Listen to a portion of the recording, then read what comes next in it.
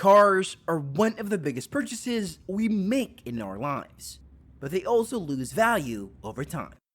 So, how can we buy a car without breaking the bank or getting into too much debt? You can benefit from the 24/10 rule at this point. It's a simple guideline that can help you determine how much you can afford to spend on a car and how to finance it wisely. And today, we're going to talk about buying a car in 2024 with the 24/10 rule. This is the Finance Virtuoso channel, where we talk about all things finance.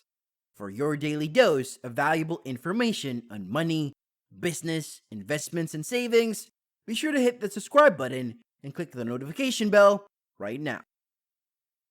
So, what is the 24/10 rule?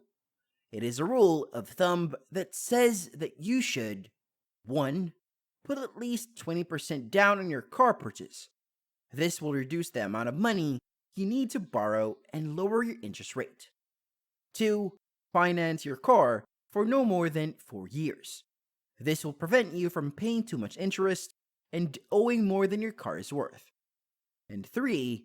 Keep your total monthly car expenses, including your loan payment, insurance, gas, and maintenance, under 10% of your gross income.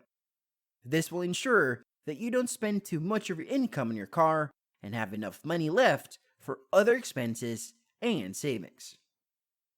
Let's see how this rule works in practice. Suppose you earn $6,000 a year, which means your monthly gross income is $5,000. According to the 24/10 rule, first you should put at least $5,000 down on your car purchase. This is 20% of $25,000, which is the maximum amount you should spend on a car according to this rule. Next, finance your car for no more than 4 years. This means your monthly loan payment should be no more than $455, assuming a 4.4 interest rate, which is the average rate for a new car loan. Lastly, keep your total monthly car expenses under $500. This is 10% of your gross income. This includes your loan payments, insurance, gas, and maintenance. For example, if your insurance costs $100 a month, your gas costs $50 a month, and your maintenance costs $50 a month, then your total monthly car expenses are $655, which is over the limit. You need to either lower your loan payment, reduce your insurance or gas costs, or find a cheaper car. By following the 24/10 rule, you can avoid overspending on your car and getting into too much debt. You can also save money on interest and avoid being upside down on your loan, which means owing more than your car is worth. But is the 24/10 rule the best way to buy a car? Well, it depends on your situation. The 24/10 rule is a good guideline for most people, especially if you need a car urgently and don't have much time to save up. It can help you avoid common pitfalls and mistakes that many car buyers make, such as buying a car they can't afford, taking out a long-term loan, or skipping the down payment. However, the 24/10 rule is not perfect. It still requires you to take out a loan and pay interest, which means you're spending more money than the car is worth. It also assumes that you have a stable income and can afford to pay 10% of it on your car every month. But what if your income fluctuates, or you lose your job, or you have other financial emergencies? Then you might struggle to keep up with your car payments and risk losing your car or damaging your credit score. That's why I think the best way to buy a car is to save up and pay cash. This way, you don't have to worry about interest, debt, or monthly payments. You can buy a car that fits your needs and budgets, and you can own it outright. You can also sell it whenever you want and keep all the proceeds. But how can you save up enough money to buy a car in cash? Well, it's not as difficult as you might think. Here are some tips that can help. Tip number 1. Start with a realistic goal. Don't aim for a brand new or luxury car that costs tens of thousands of dollars. Instead, look for a reliable and affordable used car that meets your basic needs.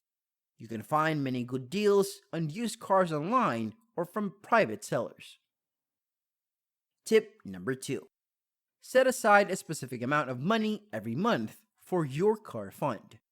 You can use a budgeting app or a spreadsheet to track your income and expenses and see how much you can afford to save.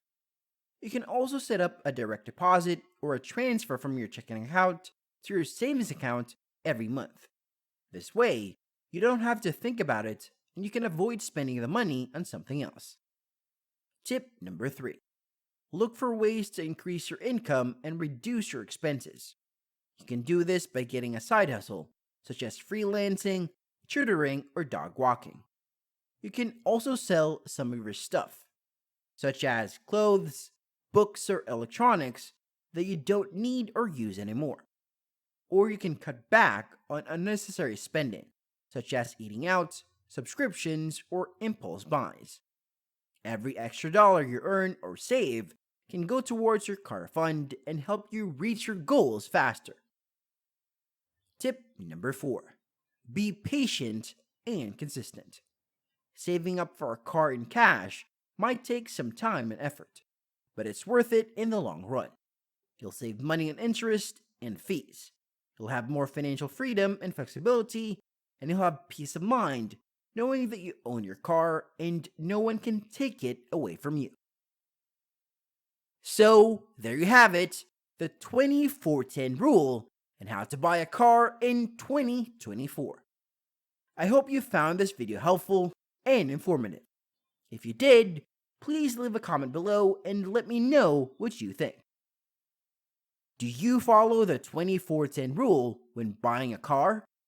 Or do you prefer to save up and pay cash? Or do you have another method that works for you? I'd love to hear from you. And don't forget to subscribe and hit the bell icon to get notified every time a new finance video is up. Thanks for watching, and I'll see you in the next video.